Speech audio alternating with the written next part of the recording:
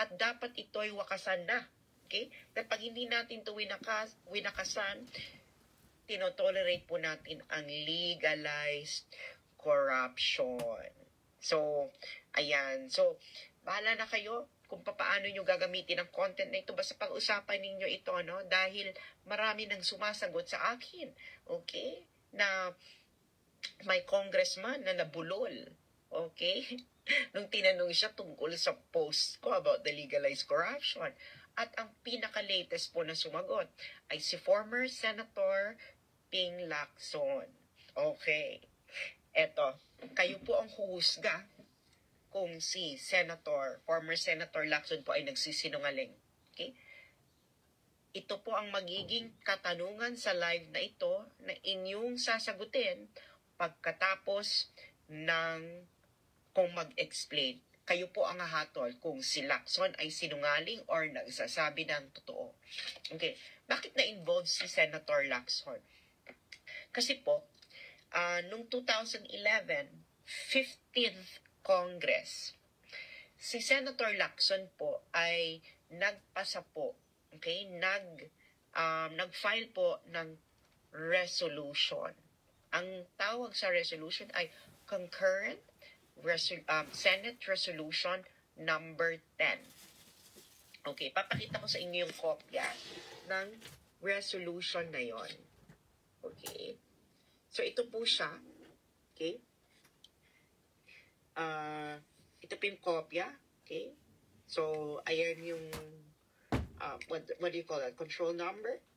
15th Congress, second regular session. At ito po ang title. Okay. Concurrent Resolution number 10, Concurrent Resolution maintaining, ibig sabihin pinapanatili ang prevailing system, ibig sabihin ang umiiral na sistema ng accounting at liquidation ng bawat budgetary allocation ng bawat isang miyembro ng Senado at ng mababang kapulungan as classified. Okay. So, ako po'y nagsulat tungkol dito at sinabi ko po ito ay legalized corruption. Kaya ko nasabi po itong legalized corruption dahil ayon din sa concurrent Senate Resolution number 10 na ito na pinasa ng Senado noong 2011 at ng Kongreso noong 2012 ay liquidation by way of certification. Ang MOOE or ang Maintenance and Other Operating Expenses ng bawat senador at miyembro ng House of Representatives. So, kailangan lang ng liquidation by way of certification na pinirmahan ng bawat senador at bawat miyembro ng House of Representatives na ang pera na ginamit ng nila, okay, ay ginamit para sa Maintenance and Other Operating Expenses, MOOE. Okay? So, yan. Yan ang Senate Concurrent Senate Resolution number 10. Okay. Ngayon, siguro dahil sa inyong pag-iingay, narinig ni Lacson itong pinag-uusapan natin. So, siya po, si former Senator Lacson, ay nag-reply po today. Okay? Today, so October 20, 2023, ito ay kanyang website. Pakikita niyo yan. Okay? So, sabi niya, on the so-called legalized corruption resolution. So, ibig sabihin po, mga friends, ay umiiral po ang ating kampanya. So, patuloy po tayong mga ngalampag at lumalabas po ang kasinungalingan. Okay, ito ang sabi ni Lacson. Sabi niya, there is no such thing as legalized corruption in Congress via a concurrent resolution, much less one with my involvement as claimed by some sectors who are either misinformed or seeking to disinform or both. So, ang sabi po niya, misinform po daw tayo. So, ako naman nagpakalat nito no? So, ako daw ay misinform or seeking to disinform. Tingnan, kayo po ang huhusga kung sino po ang nagsisinungaling. At nagdi-disinform? Si Lacson o ako? Kayong huhusga. Sabi niya, as a background, I was tasked to file the said resolution, concurrent resolution number 10, which actually sought more accountability. Nakita niyo yan? More accountability daw by justifying the liquidation of funds through the submission of receipts. So, liquidation of funds through the submission of receipts daw ang nakalagay sa resolution. Sabi niya, before this, lawmakers has been allowed to liquidate funds merely through certification since Congress opened in 1987.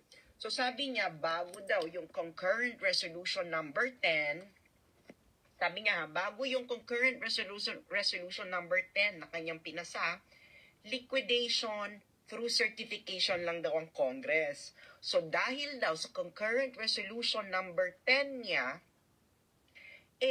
kailangan daw ang liquidation of funds ay may resibo. Sinabi ni Lacson yan. So may link siya sa concurrent resolution number 10. Tingnan natin kung saan ito pupunta, no? Okay. So, ayan, no? So, pumunta nga sa concurrent resolution number 10 yung link niya. So, anong sinasabi dito? Ulitin natin. Okay? Ang sinabi niya sa kanyang statement, binabago niya yung sistema. Paano binabago? Ang title ng resolution is Maintaining the Prevailing System of Accounting and Liquidation of the Respective Budgetary Allocation of each member of the Senate and the House of Representatives as classified. So ngayon, ang tanong natin ngayon, ang resolution, ang sabi, maintaining, sa Tagalog, pinapanatili. Okay? Pinapanatili. Prevailing. Ibig sabihin, ang kasalukuyang, okay, sistema ng accounting at liquidation ng bawat budgetary allocation ng isang miyembro ng Senado at Kongreso as classified. So, anong binago mo?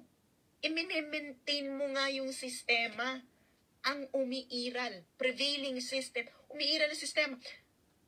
Tanga ba kami na hindi namin naiintindihan? Title pa lang ng resolution, maintaining, pinapanatili, prevailing, ang pangkasalukuyang sistema, umiiral na sistema. So, anong binago mo? Mini-maintain mo nga Para masabi mong binago mo, Lacson, dapat ang word ay changing. Bakla ka ng taon. Maintaining is not the same as changing. Friends, humanap nga kayo ng dictionary na ang maintaining na word ay synonym ng changing. Meron ba? Sabi niya, ano yung sabi ng statement niya? Ang lakas pa ng loob na i-link yung resolution, no? Mali-mali. Justifying sought more accountability by justifying the liquidation of funds through the submission of receipts. Okay. Before this, lawmakers had been allowed to liquidate funds merely through certification. So bago daw ang kanyang concurrent resolution, liquidation through certification daw. So dahil daw sa resolution niya, liquidation through submission of receipts. Ikaw na Lacson ang nag-link ng resolution na to. Okay. So wag po kaming gagaguhin. Okay? So ito uli yung resolution. So hahanapin natin. Okay? Okay, mag-aano tayo? Mag-control F search. Hanapin natin ang word na receipts. Okay? Ito po. Receipts na word. 0. Sa resolution mo, Lacson. Ang word na receipts, 0. Okay? O, sabihin natin receipt lang. 0. Okay. 0. O, wala kahit isang salitang receipt o resibo sa resolution mo, Lacson, ay wala. O, titignan natin ngayon ang word na certification. Ayan o. O, diba? Certification. Ayan o. Whereas, in recognition of the delicate and unique nature of the functions, operational, and organizational structures of the Senate, the House of Representatives, the Commission on Appointments, and the Senate and House Electoral Tribunals, the Commission on Audit has consistently allowed the current system of liquidation by way of certification duly signed by each senator and member of the House of Representatives, that such amounts allocated to each member of Congress as part of their maintenance and other operating expenses were utilized or expended in the performance of their legislative functions.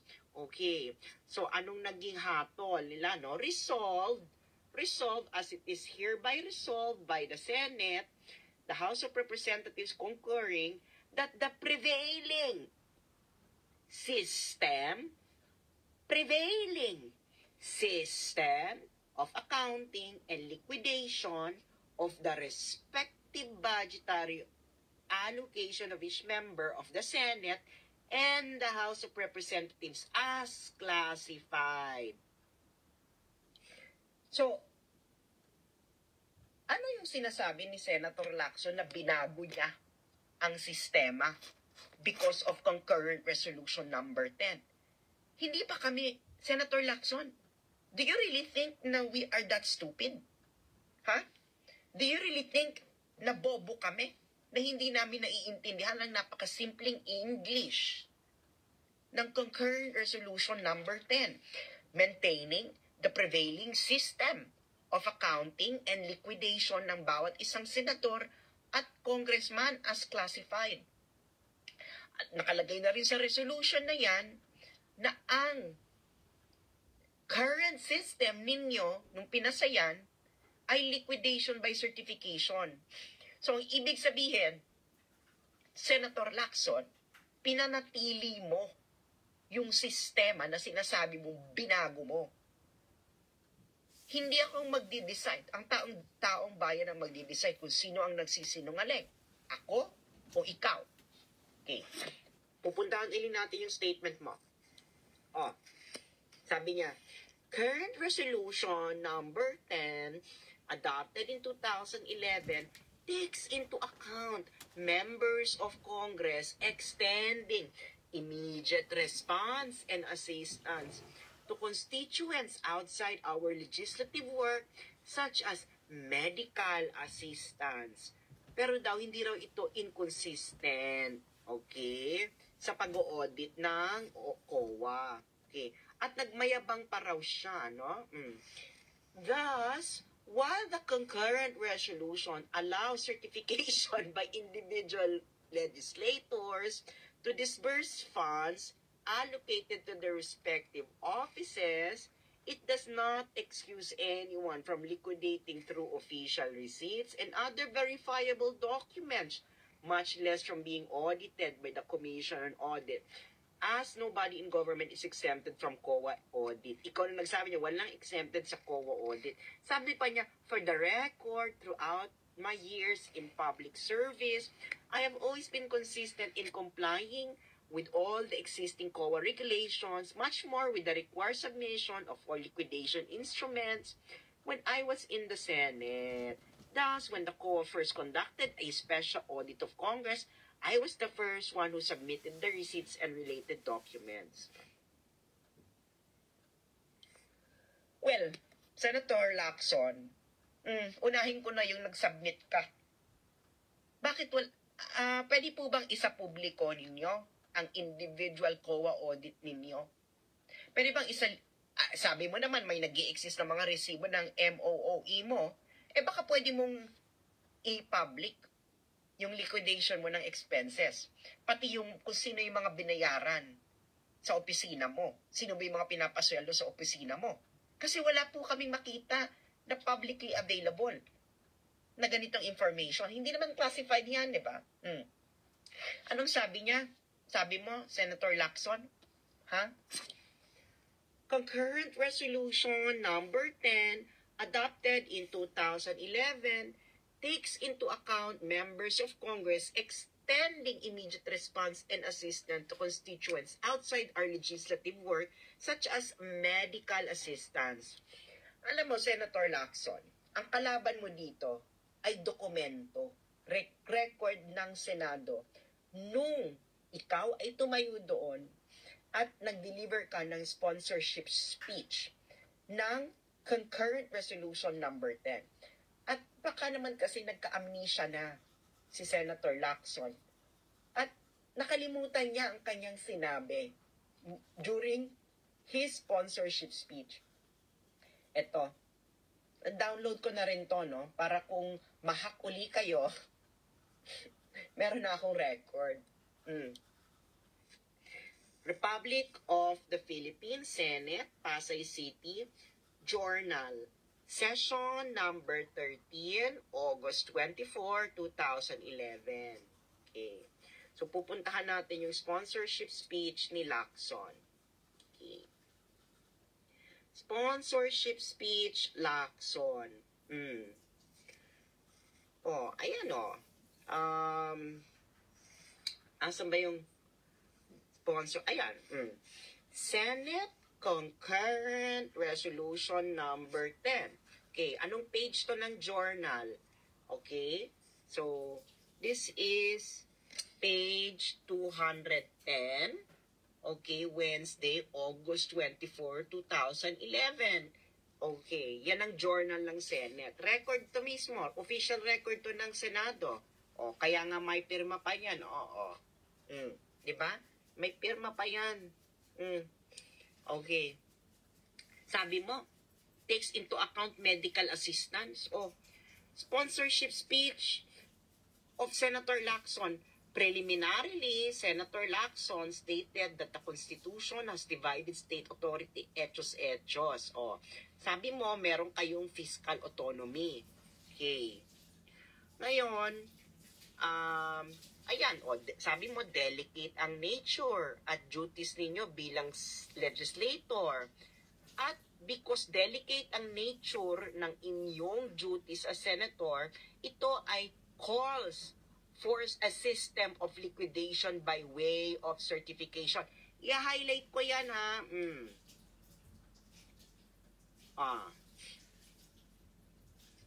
Okay. Ayan o.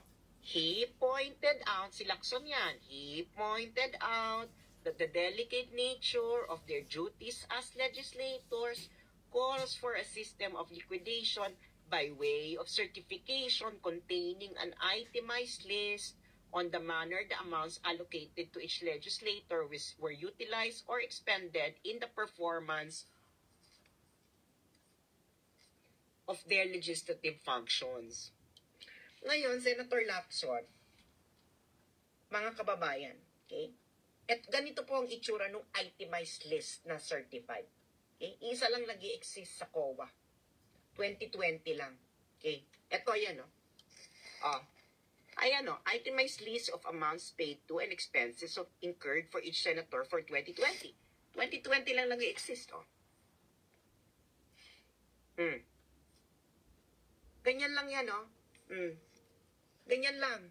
Senator offices, senator salary, senator's extraordinary miscellaneous expenses, travel, senators, travel staff, salaries and benefits staff, meeting and conferences, professional consultancy fee, supplies and materials, rental of motor vehicle and equipment, may extraordinary and miscellaneous expenses, may other MOOE pa, capital outlay. That is not an audit. That is just simply a statement kung magkano yung na-receive mo. At dito mo inilagay. Pero, dapat may resibo yan. Ang sinabi mo sa iyong sponsorship speech, Lacson, okay?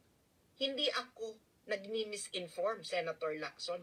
Huwag kang gago. Okay?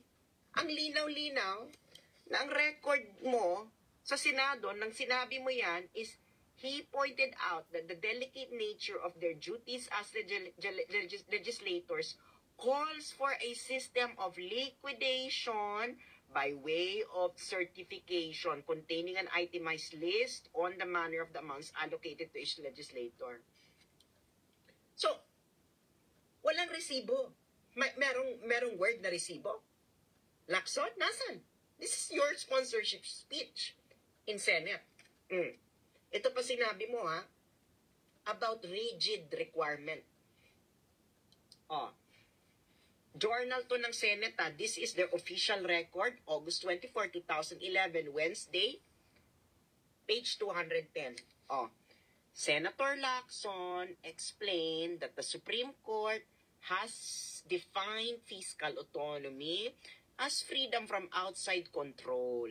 And he stated that while Congress recognizes the power of COA to audit its book, it is also incumbent upon the Commission to understand that to impose a rigid requirement on Congress will be too burdensome, that it may hamper members of Congress in performing their legislative duties. Finally, Senator Lacson underscored the importance of adopting Senate concurrent resolution because it is an assertion of Congress of its powers and rights as a constitutional body. He then urged his colleagues to unanimously adopt the resolution. So the resolution was adopted with no objection. Okay. So nasan yung medical assistance chorba-chorba mo ngayon? Bakit nung 2011 hindi mo nabanggit yung medical assistance? Ngayong 2023, nung na-uncover ko na itong legalized corruption ninyo, bigla mo nabanggit ang mga may sakit na binibigyan nyo ng suporta. So bakit magkaiba yung sinasabi mo ng 2011 at magkaiba yung sinasabi mo ngayong 2023? Ano ba to? May split personality ka ba? Hindi ba na-consult ng staff mo ang sinabi mo mismo sa Kongreso? Ay, sa Senado? Ano yung sinabi mo? Pinalitan? Yung liquidation by way of certification ay naging liquidation with resibo? Ang linaw. Ang napakalinaw ng title pa lang. Maintaining the prevailing system of liquidation. Ngayon mga kababayan, nakita nyo, pinresenta ko ang dokumento, pinresenta ko ang side ni Lacson. Sinong nagsisinungaling sa aming dalawa? Si Lacson o ako? Pakisulat sa section, comment section. Sino nagsisinungaling? Si Lacson o ako? Diba? Sino? Medical assistance. Paano naging medical assistance yung MOOE? Maintenance and other operating expenses nga yan. Hindi po yan medical operations and other expenses. Maintenance and other operating expenses. Paanong naging medical assistance ang pang-maintenance ng office ng senador at congressman? Paano itong operating expenses? Hindi po yan operating expenses. Okay? In fact, Lacson, in fact, kailan ka naging senador? 2013. Di ba? Sabihin natin titingnan ko yung 2013, no? 2013. May COA audit, pero wala kayong individual COA audit. Bakit kayo exempted individually? Dapat malaman namin individually kayo kung paano nyo ginastos ang pera ng taong bayan. Dahil ang laki-laki ng binibigay sa inyo, ginagastos sa inyo ng taong bayan. Dapat malaman namin, Senator Lacson, kung ang paggastos mo ay efficient. Kasama yan sa audit. Efficient, effective, diba? Ano pa, hindi waldas? O, diba? Hindi mo po pwedeng sabihin sa amin, Senator Lacson, na for medical assistance ang MOOE ninyo. Okay? Dahil, ito 2013 ito na financial statement ng Senado. Senador ka yan, di ba? Okay. Papakita ko sa iyo. Okay? Okay. So, halimbawa, ito, 2013. Okay? Ang total MOOE, okay, total MOOE ng Senado noon ay ano ba yan? Anong year yan? 2013. Noong 2013, 1.3 billion. 1.5 billion noong 2012. Okay? Ngayon, merong specific item for donations. Okay? Tingnan mo nga yan, oh. Donations. Donations, ang ginastos nyo lang for donations ay 74,145. Okay, this is 2013. 2012 is 486,779. So malamang, pag mag-accounting ka ng medical assistance, doon sa donations nilalagay yun. Dahil wala namang line item na medical assistance. Oh,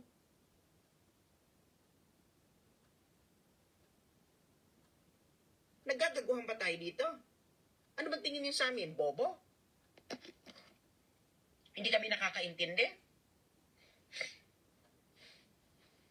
Oh, ngayon guys, sinong sinungaling? Si Lacson? O ako? Diba? Napakasimple nung English nung resolution mo. Nilink-link mo pa, feeling mo naman, tanga. Feeling mo tanga, mapapaikot mo, tinawag mo pang disinformation. Paano disinformation? Ang sinasampal ko sa pagmumukha mo, Lacson, ay yung sinabi mo at official records ng Senado. So sinasabi mo ba na sinungaling ka noong 2011 or sinungaling yung record ng Senado? O, sinasabi mo ngayon, binago yung sistema. Ang linaw-linaw ng title ng resolution, Maintaining the Prevailing System. Maintaining the Prevailing System. Guys, hindi naman siguro tayo ganun kabobo, no? Anong ibig... Guys, tagalogin nyo nga sa comment section anong ibig sabihin ng maintaining the prevailing system. Tagalogin nyo nga sa comment section, maintaining the prevailing system. Pakitagalog po yun. Diba? Anong Tagalog na maintaining the prevailing system? Diba? So, sabi ni Cedric, pananatili. Okay? Diba? Maintaining the prevailing system. So, ngayon sabi mo, you change it. It doesn't, the resolution doesn't say it. Alayo. Wala nang word na receipt. Walang word na resibo doon sa resolution. So, bakit ko sinabing legalized corruption ito? Dahil nga, wala kang individual audit. Nagets ninyo, kailangan ang ano lang is liquidation by certification. So, because ikaw rin ang mismo nagsabi, Senator Lacson, sa iyong speech, na sana ang Commission of Audit ay maintindihan na ang rigid requirements ng audit ay burdensome sa inyo. Ikaw na mismo nagsabi niyan, Lacson, hindi ako. Those are your words. I'm simply serving them back to you. Sabi ni Liz Lumina, ibig sabihin ng maintaining the prevailing system, pagpapanatili ng umiiral na sistema.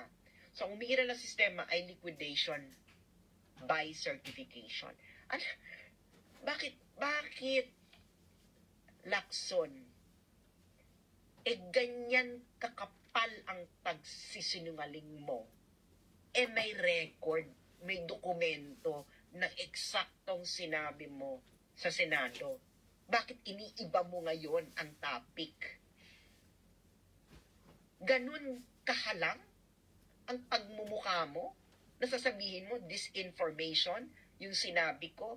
Ang ginawa ko lang naman, binasa ko mismo ang Senate Journal na kung saan nandun ang pinagsasabi mo. At ang pinagsasabi mo ngayon, Senator Lacson, ay iba doon sa record sa Senado. So, ikaw ang misinformation. Ikaw ang disinformation. Dahil the record in the Senate doesn't support what you're saying. It supports my assertion. At ang title mismo, ang content mismo ng resolution, ay hindi sinusuporta ng pinagsasabi mo na nabago ang sistema, na binago mo ang sistema. Actually, pinanatili mo. Napakalinaw ng title. Maintaining the prevailing system of liquidation and accounting. Hindi po kami bobo, Senator Lacson. Baka yung mga supporters mo ang hindi nakakaintindi ng napakasimpleng English ng resolution. So, kayo po humusga. Si Lacson ba ang nagsasabi ng totoo o ako? Tigilan mo na yung pagsisinungaling. Hindi ka, the documents, Mr. Lacson, don't support your argument. Maraming salamat po.